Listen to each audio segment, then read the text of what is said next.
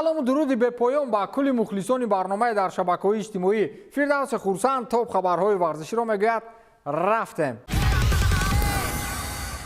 در لابلای اوضاع و خبرهای برگشت مسی به بارسلونا، دسته پاریژی برای در دسته باقی موندن مسی کوشش‌های نوبتی انجام می‌دهد. این هم در حال است که در کاتالونیا، مخصوصا در دفتر کاری پرزیدنت باشگاه بارسا، موضوع برگشت مسی محاکمه می‌شود. دسته پاریژی به خاطر آنکه لیو از چمپیونات فرانسه نرود، در حال پیشنهاد تمدید شرطنامه نو را براه مانده است. ناصر الخلیفی می‌خواهد با لیونل مسی شرطنامه تمدید کند. ال لارگویا را خبر می‌دهد که با ارژانتینی شرطنامه یک پیشنهاد کرده می‌شود که شرط‌های مالیوی تقریبا با شرطنامه فعلی فوتبال باز مانندی دارد، یعنی سالانه 30 میلیون یورو. لیونل مسی موسم امسال همکنون با اثبات کردن می‌پردازد که او حالا هم در همان به قول فرم ورزشی قبلی‌اش است و می‌تواند که خود را در عرصه فوتبال باز هم بهتر نشان دهد. اما با تحلیل‌های وسایط اخباری عمومی اروپا، او در پس‌ژ نمی‌تواند همان با اصطلاح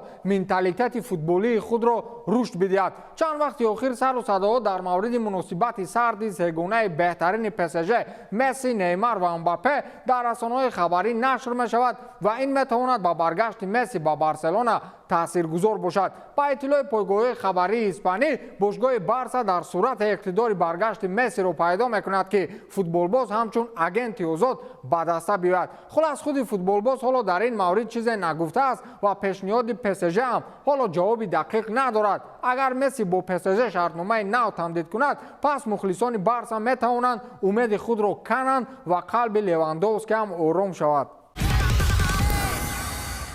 در فضای پرمیر لیگ انگلیا می‌توانند یک دسته دیگر از حساب همه ستاره‌های لیگ تأسیس دهند. دسته ساختن لازم است که با ستاره‌های لیگ دیگر بازی کند، مثلا لالیگا و بوندسلیگا. این بازی‌ها می‌توانند در سراسر جهان همچون وسایط افزایش اودیتور جهانی گذرانده شود. سرپرست نو باشگاه چلسی تود باولی ایده برگزاری بازی ستاره‌ها در پرمیر لیگ انگلیا را بین شمال و جنوب کشور بریتانیا پیشنهاد کرده است. با نوشته از تایمز، پیشنهاد باولی یکی از واریانت‌های میباشد که حالا رهبران باشگاه‌ها بررسی میکنند. قید میشود که تأسیس یک تیم ستاره‌های چمپیونات انگلیا که میتواند با دسته‌های بوندسلیگا، لالیگا یا دسته ستاره‌های دیگر چمپیونات‌ها بخورد، فعلا واریانت احتمالی است. با گمان شما اگر در ساختن چنین یک مسابقه تود باولی موفق شود، کدام دسته پرقوت خواهد بود؟ دسته پرمیر لیگ انگلیا با هالند و محمد صلاح و رونالدو و دیگران، یا مسی و امباپه و نیمار از چمپیونات فرانسه؟ دیگر چمپیونات ها رو نمیدونم. با گمانم لالیگا کل حیات ریال رو با این مسابقه میبرد، یا بارسا همساز است میگوید.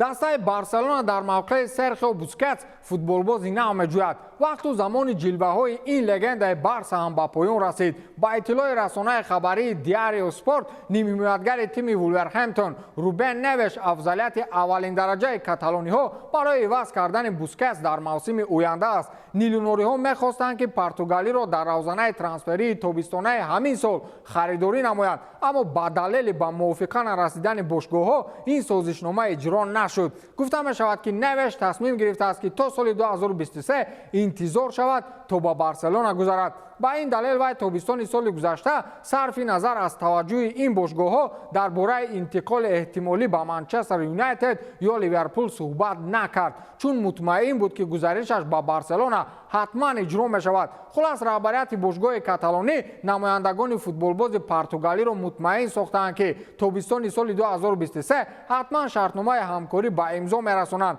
مثل که راه فوتبال بازان پرتغالی را امسال برای گذشتن با بارسلونا کس بسته باشد. برناردو سیلوا گذشتن نتوانست، روبن نوش نتوانست، حتی کریستیانو رونالدو با همین زوریش نتوانست.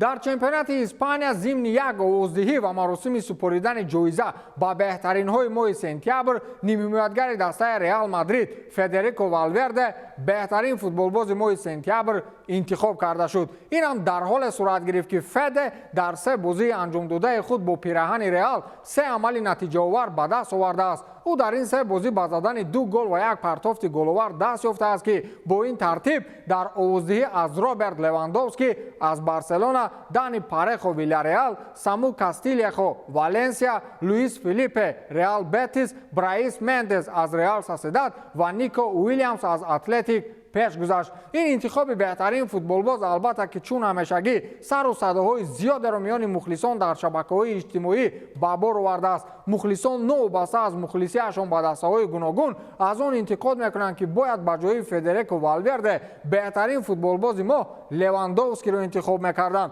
و بهترین فوتبالباز ما انتخاب شدن والورده را ناعادلانه میخوانند. اندیشه من در این مسئله این است که در این کار فدریکو والورده گناهکار نیست، بلکه به تقدیری خود لواندوفسکی سبب اساسی است. با جایزه فوتبالباز بهترین ما یک سال گذشته با جایزه توپ طلایی ارزنده بود، کیم چیا را بهانه کرده به کیم کی دیگر دادند.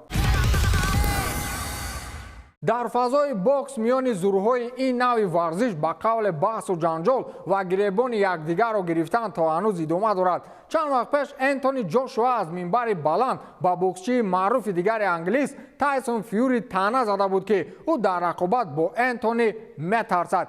تایسون این دعوت دعواانگیز جوشوا را در حال قبول کرد و گفت که من هیچگاه نمیترسم و همین روز آماده‌ام که با تو به رینگ برایم. فیوری نو بسته از آن که کریر بوکسیش را خاتمه بخشیده بود، همانو به خاطر همین طعنه برگشت و شرطنامه پیشنهاد نمود. از این میان چند وقت گذشت، ولی به قول از جوشوا وایما درک نیست. دیروز تایسون فیوری از منبر بلند اظهار داشت که اگر مرد باشی امروز شرطنامه میبندی. چمپیون WBC تایسون فیوری با انتونی جوشوا مراجعت کرده طلب کرد که در حال شرطنامه مبارزه را امضا کند. من سخنان او را برایتان ترجمه میکنم که چی گفته است.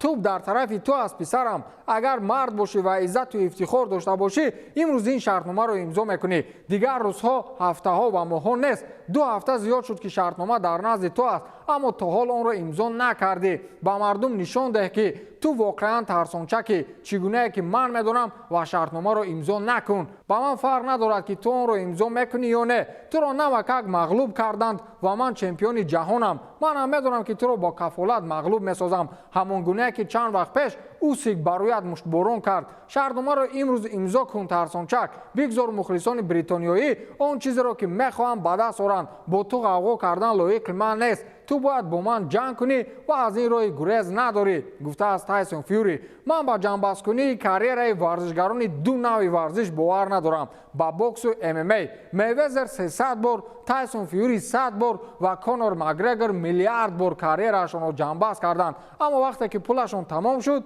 برمیگردند. مثل بعض بچه‌های ما از روسیه میآیند و قسم میخورند که دیگر نمیرویم. وقتی پول تمام شد باز میبینی که رفته.